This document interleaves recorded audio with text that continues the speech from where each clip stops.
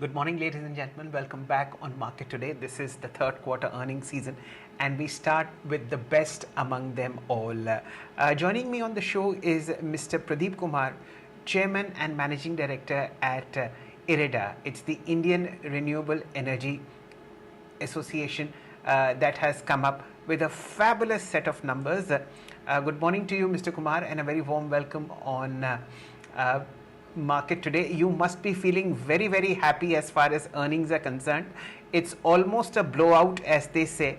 A 36% year-on-year rise in sales to 1698 crores. Net profit has surged 27% to 425 crore rupees from the year ago quarter, and you have a sharp rise in EBITDA as well.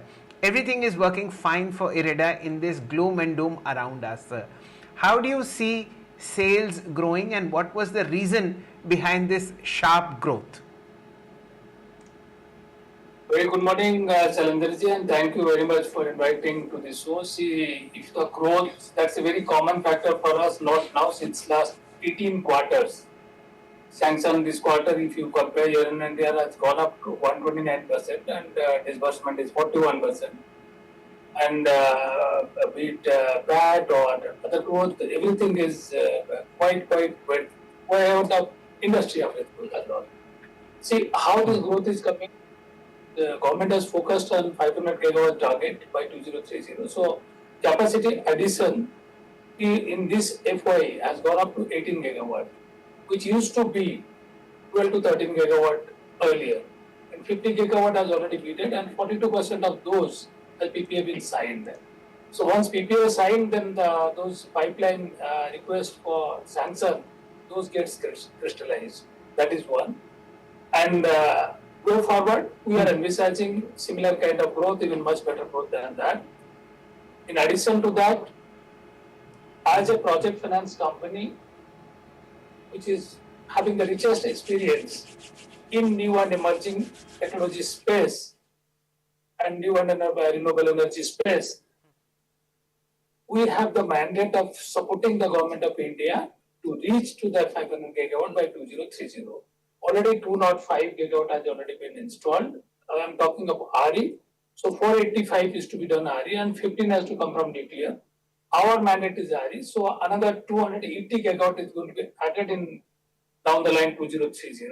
So therefore business is going to come up. And since the bidding is gone to 50 gigawatt and 42% of PPA signed, we are confident that further business growth is going to come to IREDA.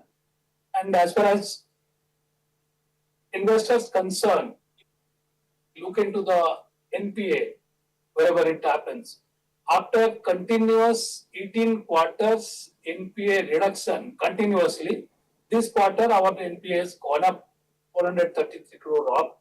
That pertains to one particular group that is coming in waste to energy segment. And if you look at in our total loan book of 69,000 crore, we have hardly 1% in that segment. So therefore, that is not a major concern. And in that particular accounts where it has happened, there is raw material agreement is there, and off-taker agreement is there. Ministries gap funding sanction is also there. They have already extended the sanction. So it is up to the promoter now. They are working to work out, and we believe that they may come out from that NPA. And in the time to come in this quarter, further we are envisaging further addition to the tune of around 12,000-15,000 in the loan book at least, and then though it is not our target, that kind of thing, we focus on quality appraisal, quality monitoring. So outcome of that happens in the loan book automatically. And disbursement, which used to do around 8,500 crore per annum 4 years back, we have crossed last year 25,000. This year at least we should cross 29,000-30,000 at least. So that is what our internal plan. And normally the challenges what are faced in this sector recently, that many of the customers, their payment cycle times has increased a little bit. So therefore, some account of stress in the vanilla RE, though it is not NPA, around 6% in our asset is under stress. And if you see since coming 2-3 quarters, but then that is not turning out to be NPA. So we are confident that will not turn out to be NPA. We'll take all kind of measures and for the developers. Right. Pradeep ji, let's just analyze the loan sanction and demand that is coming up for financing renewable assets from your side. Can you please give us a breakup of how much of this demand is from wind, how much of it is from solar, and what are the new components, new growth drivers that you are seeing from loan demand? See, this wind, solar, hydro, if you see our book is comprising of 80% and emerging is 20%. Much more demand is coming in new and emerging space and the larger demand is coming in solar. But recently, wind also, if you see capacity addition, almost 3 gigawatt has been done against 1.5 used to be earlier. So wind is also slowly picking up. Now, the bidding what SECI and others are doing, they are going for RTC mode, round the clock power mode. So therefore, hybrid bidding is happening, that wind, solar, or solar, wind, hydro in combination of that. So the inherent limitation of renewable energy is time specific. Therefore, having round the clock power the ultimate object, and bit of already fair amount of activity has started with respect to storage. We have started financing to battery storage. We have started financing to pump storage, and also new and emerging area like this green hydrogen. There also we have already started. So in the time to come, solar certainly in the total percentage, if you see solar is having the higher percentage, and that is going to continue for some time. The major issues was coming in many places. The land cost has gone up slightly. The major solar concentrated states, land costs are going up. See, to mitigate that also, if you look at the solar module rates have come down and their efficiency has also gone up. So I'm sure that is going to mitigate that. So the pace what solar has maintained, they are going to continue to maintain that. Since we are now focusing, government is focusing round the clock power, therefore in combination of hybrid mode, solar wind or the solar hydro or wind solar hydro in combination is going to come. Correct. Okay.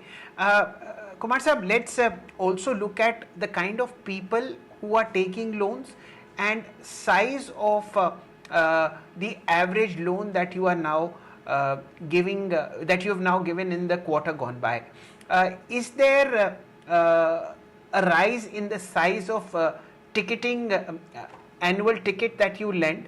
And more importantly, where is this demand coming off from the geographic point of view?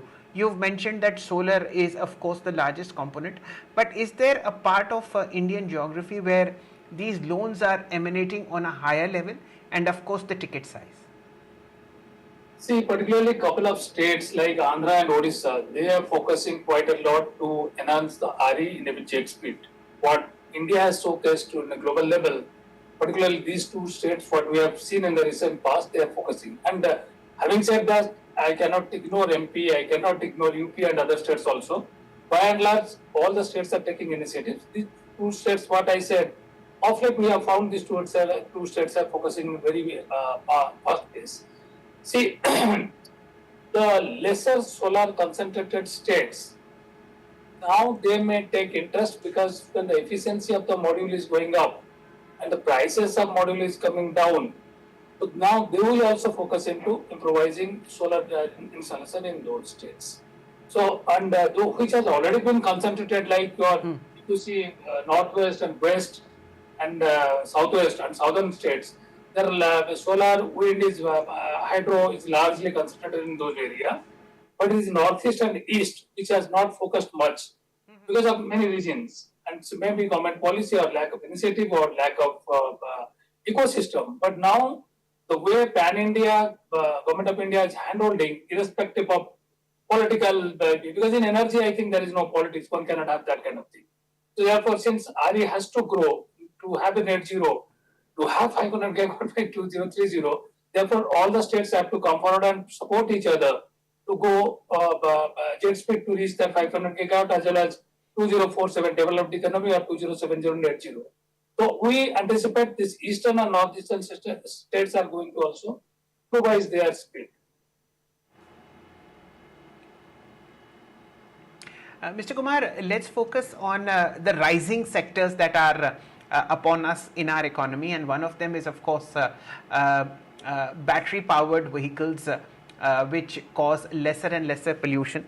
And there is this move by the government of India where public transport will move towards electric vehicles as well. This is one growth area that you identified about 3-4 quarters back when we last spoke. And a lot of demand for IREDA is coming from these fleets that are being set up on a commercial basis. What is the progress in this business, and how do you see it expanding in the quarters ahead? See, 2 years back, we did not have much. And practically, we started 2 years back, almost 6 to 8 quarters, this e-mobility and charging infra, etc. See, there was a chicken and egg relationship here, and now also. Why it was not growing? Because fair amount of charging point was not there. Why charging point was not there? Because fair amount of EV was not there. Now both are happening simultaneously. We have started lending 2 years back, and now a lot of requests we are getting. And good that many of our Indian developers are also coming in this field. And big corporates are also setting up the manufacturing capacity as far as e-mobility is concerned. And as a matter of fact, this transportation segment, which is contributing fair amount of carbon, that need to be arrested. So down the line, we are envisaging fair amount of business growth in this. And since we have already started doing, probably we are the first agency who could come into that fleet mode funding to the private space, and that became a quite success. And now many are following that. And we are confident in the time to come, we are going to push this sector faster, and we envisage fair amount of good business here and sustainable business in this. Okay, fair point. Now that we've discussed what has happened in the third quarter, let's look ahead, Kumar Saab, and look at how you are trying to chart newer areas in terms of fresh demand, and of course how do you intend to maintain this 36% growth that we are seeing both in the top line and the bottom line. What are the areas that you look forward to in terms of newer and higher demand for loans, and how are you planning to address them? First, we have a very robust appraisal system, and also very, very robust review and monitoring system in place. So our focus is not only to do the appraisal, also to make the developer aware about their challenges, what they are going to face. It is not that we will lend and forget. No. While lending, we will caution them. These are the challenges we are going to face. At times, some of our developers feel uncomfortable, but at the end, they realize that what kind of support we have given. So as on that, they consider us that our turnaround time is quickest among project financing space. So despite having 76% of loan book in the private sector, since in renewable, 80% of the project come from private space and 20% roughly comes from government space. It is just inverse relationship in thermal project. So here in renewable, the small ticket projects are coming in new and emerging, particularly CPG, ethanol, e-mobility, in storage, small ticket size projects. Larger ticket projects are by and large coming in wind, solar and hydro. See, earlier larger hydro we are not doing. Post 2019, change of definition of RE, the larger project, hydro project are also coming under RE. So now we have started lending larger hydro also. So therefore, in the time to come, in this new and emerging space, particularly if you look at green hydrogen, big players are going to come there. At least those who have already well established in solar and wind or hydro, they can get into this field because they require the input material as RE to make the hydrogen green. So therefore, big tickets in that space we are going to get new and emerging space. Still, there is an issue with respect to viability of that. Government is considering various options for supporting through viability gap funding. So we envisage fair amount of growth, both big ticket as well as small ticket, new and emerging space. Granularly, that is going to continue the same way what it is going on so far.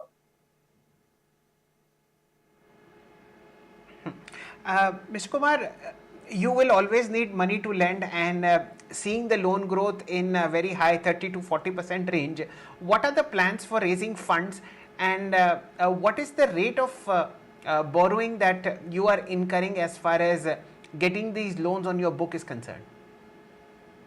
See, we had a meager net worth of 2,300 in March 20, and from there we have come to 9,800 in just 4 years. Net worth in 33 years and 4 years we have added more than that, 6,500. So that happened because of Government of India sanction of 1,500 crore equity, then our IPO of 2,100 around infusion, and then we have QIP in pipeline, and this quarter we will be hitting the market. We have the plan, subject to market conditions and all. We'll be requiring. We have already indicated for an 1,000 crore, but final figure will take a call as we proceed towards the timing of the QIP. And but that mode we have already declared that it will be mode of raising will be QIP. And debt market also, domestic debt market, we are so far last 4 years we have focused more on domestic debt market, because at March 20 our resource composition 57% was overseas. Now it has come down to almost 14-15%. And now we'll be looking into certain overseas greenhouses who are keen to invest in pure green companies, and very soon we'll be moving to them and meeting them also in this quarter itself. So we envisage that whatever already if you see our borrowing cost has gone down 14 basis points. Our net interest income has gone up 9%, and this our net NIM has gone up 13%. So in the time to come, we envisage another at least 10-15 basis point cost reduction vis-a-vis what we have done so far, because we got our international rating done 6 months back, and also AAA stable just a year back, 9 months back. So therefore, the timing as well as requirement of fund, everything is perfect with us. See, one most important aspect, any investor, be it debt or be it equity, in a project finance company where there are challenges and private sector is doing, they want qualitative corporate governance standards. In the country, we have the benchmark today. I am very happy to share with you, we are the only company who could do full audited accounts and submit to the public in 9 days. No, so far, no other corporate in India has done. Whoever has done, they have done limited. When we do full audit, means our records, information, documents, figures are much more sanitized, and we are well prepared for our annual audit also. So this kind of qualitative governance, it's much more boosting factor for the investor to come. So we hope and believe in the time to come we'll further reduce slightly the borrowing cost. And we have in the past exhibited, whenever we save in borrowing, substantial portion we lend, pass on to the projects so that maximum project can develop and our scale can go up. Again, say 8,500 crores of disbursement annually. Last year we did around 25,000, and this year, though we have told to our ministry around 29,000-30,000, we believe that it can further go beyond that. So whatever happens, if you see continuously, consistently, if we can sustain our performance in numbers and governance quality, that will be a perfect matching when we are working in a sustainable sector, sustaining the environment. There we can sustain the performance and sustain the qualitative governance. That is important, I think. Right. Pradeep ji, the one small wrinkle in this overall wonderful performance is this very, very mild uptick in NPAs. I hope this is not a trend in the making, because we hear about solar power projects facing how should I say capacity overload. We hear about falling prices of the final product in terms of buying of solar power. Is this something that is going to impact the long-term balance sheet of IREDA, and so far your spotless track record on falling NPAs? No. So, I'll break your question into two parts. One, solar sector. First of all, this NPA which has happened, it is not solar sector. And if you see solar, wind, hydro, by and large, the customers' cycle, recent past has gone up little bit. Therefore, those certain accounts are not stressed, but not NPA. But it is continuously going on since 2-3 quarters. So we are confident those are under stress. Around 6% of our account is coming in that category now, which is not NPA but stress. That means it is above 60 days and all.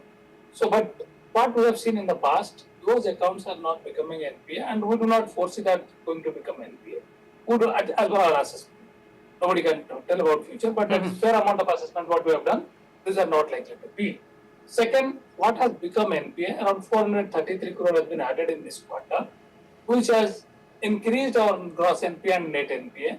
If you see year-on-year comparison, we had around 162 in corresponding period in the previous year. And again, during that period, we had recovered around, brought back around 117 crore. So this year period also, around 433 crore has added, but 3 crore has been improvised. 3 is a very small figure, but conceptually, if you see, there is some improvement. And that particularly one particular group in a waste to energy project, and if you see in our total book size of 69,000 crore, only 1% of assets in that segment. So it is not a concern if you see our total portfolio is there. Second, particularly that group or those projects, raw material agreement is there with the municipality, and customers agreement is there for offtake with the state utility, and ministry's gap funding sanction is there, and ministry has already extended the sanction. So they have, and only see technically NPA if it is not done in 90 days and not done in a specified time period also. And time period, because RBI has defined time period that is across all projects.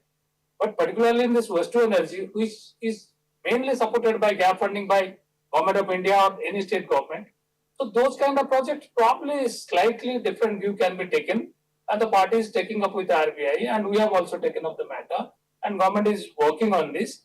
So hopefully the promoter will work out some means to bring that account out of NPA, and if not immediately, at least in due course of time.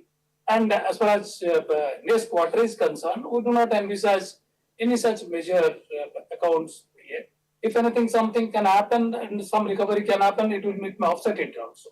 What we have done in previous period, like as I said, 117 was improvised and 160 added. And go forward till March, we do not envisage any major additions. Right.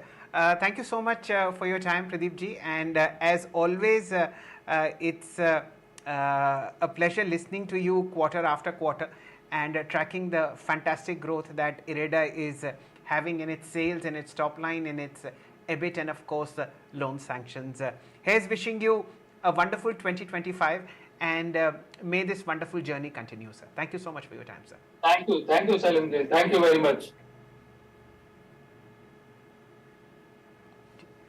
This, ladies and gentlemen, was Mr. Pradip Kumar, CMD of Government Public Sector Company IREDA, which has come up with a fantastic performance as far as growth is concerned, both in sales and top line, as also in loan sanctions. I hope you enjoyed watching the show as much as I did interviewing Mr. Kumar. Please remain glued to Business Today Television. There's a lot that's happening on the other side of the break. Thank you.